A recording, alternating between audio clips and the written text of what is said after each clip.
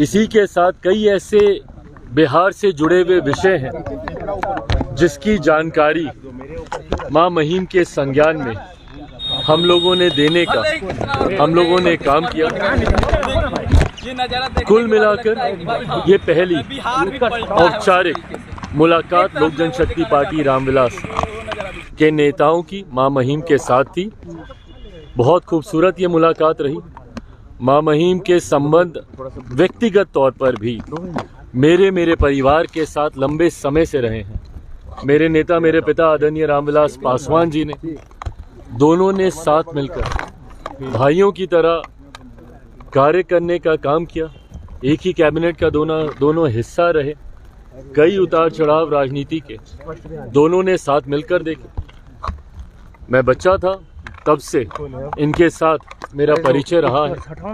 उस नाते भी आज उनसे मिलना एक सुखद अनुभव रहा। सर, ये चिराग जी राजद के विधायक है आलोक मेहता, उनके 16 ठिकानों पर ईडी की रेड चल रही है।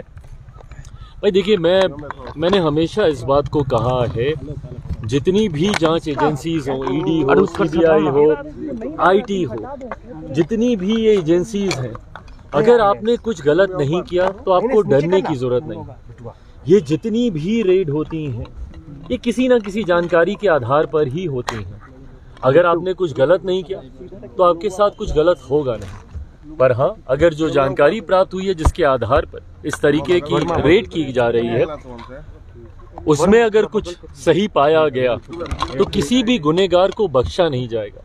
ये केंद्र सरकार इस बात को लेकर, मेरे प्रधानमंत्री, और अगर आज हम लोग बिहार की बात कर रहे हैं तो मुख्यमंत्री की भी नीति इस बात को लेकर पूरी तरीके से स्पष्ट है। जीरो टॉलरेंस करप्शन को लेकर मेरे प्रधानमंत्री आगे बढ़ने का कार्य कर रहे हैं।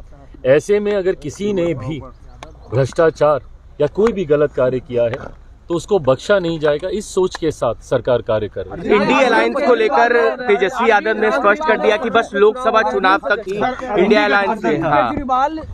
इंडिया अलायंस, तथाकथित इंडिया अलायंस, आज स्वतः इन्हीं के घटक दलों ने इंडिया अलायंस को स्वाहा कर दिया। जो विपक्षी दलों का गठबंधन, जिसका महिमा मंडल ये लोग करते नहीं थकते थे, और उसको एनडीए के सामने विपक्षी एकता का चेहरा बनाने का ये लोग काम करते थे, इंडिया अलायंस को, आज उन्हीं के कई घटक दलों ने उसकी समाप्ति की घोषणा कर दी। ऐसे में एक बात तो तय हो गई है कि विपक्ष पूरी तरीके से बढ़ चुका है। और इस बात को मैंने कई बार बोला है कि जब महत्वाकांक्षी दलों का गठबंधन होता है तो वो कभी एक साथ नहीं रह सकता। ऐसे भानुमति के कुनबे को कई बार बनते और बिगड़ते हम लोग देख चुके हैं। 2014 से देश में प्रधानमंत्री नरेंद्र मोदी जी को हराने की सोच के साथ कई बार ऐसे महत्वाकांक्षी दलों का गठबंधन बना, और परिणाम क्या हुआ कि ये लोग एक दूसरे की काट ही करने के लिए लग जाते। दिल्ली में भी चुनाव है, इनके घटक दल आधे आम आदमी पार्टी को सपोर्ट कर रहे हैं। कांग्रेस का नेतृत्व, देश की जनता तो नकार ही चुकी है, कांग्रेस का नेतृत्व इनके घटक दल तक स्वीकार करने को तैयार नहीं है। तो ऐसे में एक बात तय है कि एनडीए के सामने कम से कम अब विपक्ष कहीं नहीं ठहरता। मुझे तो बिहार में भी नहीं पता, जब केंद्र में अगर विपक्ष की यह हालत है तो क्या राजद, वाम दल, कांग्रेस, ये तमाम दल एक साथ मिलकर चुनाव लड़ेंगे? क्योंकि कांग्रेस की भी महत्वाकांक्षाएं, अभी तो 100 का आंकड़ा इन्होंने पार नहीं किया, पर महत्वाकांक्षाएं तो बड़ी हुई। चुनाव आते आते तक बिहार में भी ये इंडिया अलायंस है, महागठबंधन है, यूपी है, मुझे नहीं पता कि क्या है, पर मुझे नहीं लगता कि चुनाव आते आते तक बिहार में भी विपक्षी दल एक साथ रह पाएंगे।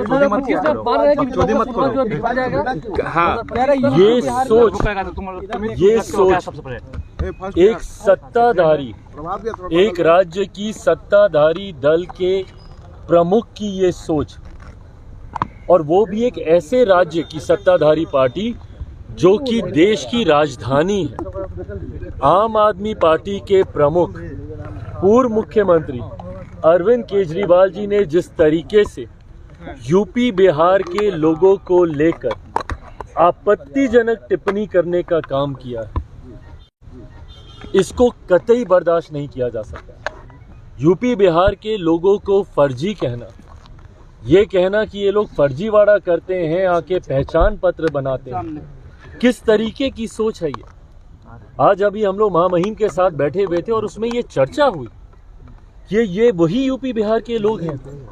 अगर एक दिन अगर ये लोग कार्य ना करें तो कहीं ना कहीं देश की गति थमने पर आ जाएगी। इतना महत्वपूर्ण योगदान है।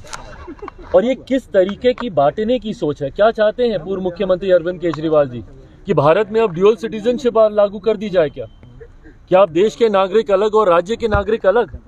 ये देश की वो राजधानी है जहाँ पे देश भर से लोग आते हैं। और किस तरीके का संदेश आप उस राजधानी से आप देना चाह रहे हैं? और कल को आपको वोट भी इन्हीं का चाहिए, जाएंगे भी इनके पास और इन्हीं को गाली भी देंगे। ये वही सोच है जो कि महाराष्ट्र में भी एक राजनीतिक दल था, जो महाराष्ट्र में बिहारियों के ऊपर लाठी चलाने का काम करता था। और आज उद्धव ठाकरे जी की पार्टी, और आज वही सोच को अरविंद केजरीवाल जी, ये पूरी तरीके से फ्रस्ट्रेशन है इनकी। जिस तरीके से आज एनडीए गठबंधन को हर सर्वे में बढ़त मिल रही है, जिस तरीके से एक बात है कि पिछले 10 सालों में लगातार इनकी सरकार होने के बावजूद ये अपने वादे पूरे नहीं कर पाए। कौन कौन से देश से तुलना की थी कि दिल्ली को ये बना देंगे, क्या क्या कहा था कि दिल्ली की सड़कें कैसी कर देंगे तो पानी कैसा वहाँ का हो जाएगा। आज भी जाके देखिए वहाँ के नलों से गंदा पानी, आज भी जाके वहाँ की सड़कों के हालात देखिए, वहाँ का इंफ्रास्ट्रक्चर देखिए। हकीकत है ना इनसे पंजाब संभला ना इनसे दिल्ली संभला, और दिल्ली के लोगों ने इस बार बदलाव का मन बना लिया। अगर इनको बार बार यही शिकायत करनी है कि एलजी हमारा साथ नहीं देता, अगर इनको बार बार यही शिकायत करनी है कि केंद्र सरकार से हमको साथ नहीं मिलता, इससे पहले तो किसी सरकार ने ये शिकायतें नहीं की थी और इन्होंने सिर्फ ये बहाना बना लिया काम नहीं करने का। तो जब आपको काम करना ही नहीं है और आप यही कहते हैं कि भाई केंद्र से हमको समर्थन नहीं मिलता, एलजी हमको समर्थन नहीं देती, तो माइट एज वेल दिल्ली की जनता इस बार उसी सरकार को चुने ना जिसका समर्थन एलजी देंगे, जिसका समर्थन केंद्र सरकार को भी जिसका मिलेगा, और जिनको बहुत खूबसूरत शब्दों में हमारे प्रधानमंत्री जी डबल इंजन की सरकार कहते हैं। इस बार ये बात तय है कि 8 फरवरी को जब परिणाम आएंगे तो दिल्ली में डबल इंजन की सरकार होगी। भाजपा के नेतृत्व वाली एनडीए की सरकार दिल्ली में बनने जा रही है, इसमें कहीं कोई संदेह नहीं। बीपीएससी के मुद्दे पे भी बात हुई क्या? शुरुआती दिनों में ही तेजस्वी यादव ने कहा कि इस साल बिहार में एनडीए की विदाई। अच्छा सुनिए ना, इनकी ये आदत बन गई, आप इनके बयान निकाल के देख लीजिए। लोकसभा के वक्त क्या बोलते थे? सुपड़ा साफ हो जाएगा, खाता नहीं खोल पाएंगे। हर चुनाव में वही रटी रटाई बातें। परिणाम क्या होते हैं? अभी उपचुनाव में परिणाम दिख गए ना इनको। हाँ, 4 सीटों पे उपचुनाव हुए, 100% स्ट्राइक रेट रहा एनडीए का। क्या हो गया भैया? ऐसे जिनको ये अपना गढ़ मानते थे, जहां पे अपना आधिपत्य ये मानते थे कि भाई कुछ हो जाए, बेलागंज जैसी सीटें, ये सारी सीटें हम लोग कभी जीतेंगे नहीं। वहाँ पे वो कौन सी सीट, वो जो पांडे जी की थी, वो जीता हुआ था, तरारी वाली सीट। ये तमाम सीटों पर ये लोग मान के चलते थे कि ये हमारे पॉकेट की सीटें हैं। क्या हो गया भैया? 4 सीटें हार गए। और ये एनडीए की ताकत है। जिस तरीके से एनडीए के 5 दल हैंड इन ग्लव की तरह मिलकर कार्य करने का काम कर रहे हैं। आप सबने देखा, लगातार हमारे प्रदेश अध्यक्षों की बैठक हो रही है। सारे दलों के प्रदेश अध्यक्ष एक साथ अभी 15 तारीख से यात्रा पर भी अभी निकल रहे हैं। और ये हैंड इन ग्लव सिर्फ राष्ट्रीय स्तर पर या प्रदेश के स्तर पर ही नहीं है, जिला से लेकर प्रखंड तक आप लोग जाइएगा, वहां पर भी सारे दलों के जिला अध्यक्षों का, प्रखंड अध्यक्षों का, पंचायत अध्यक्षों की जो बॉन्डिंग है बूथ स्तर तक पर हम लोग इसको लेकर जा रहे हैं। ऐसे में ये मानकर चलिए, जिस तरीके से मैंने लोकसभा में भी कहा था कि बिहार में परिणाम अच्छे रहेंगे, इसी तरीके से विधानसभा में भी मानकर चलिए कि 225 से ज्यादा सीटें एनडीए जीतकर इस बार सरकार बना रही है। बीपीएससी अभ्यर्थियों के मुद्दे पर भी बातचीत हुई राज्यपाल से। जैसा मैंने कहा कि इन तमाम विषयों को हम लोगों ने मां महिम के संज्ञान में हम लोगों ने दिया है। एक बात मैं जरूर मानता हूँ, छात्र जो बिहार का भविष्य है, उनके साथ कतई कोई अन्याय नहीं होगा। हमारी बिहार की एनडीए की सरकार, हमारे मुख्यमंत्री नीतीश कुमार जी और तमाम घटक मिलकर इस बात को सुनिश्चित करने के लिए, उनके सुझावों को लेकर, तमाम विषयों को लेकर इस बात को सुनिश्चित किया जाएगा कि उनके भविष्य को लेकर किसी छात्र के साथ कोई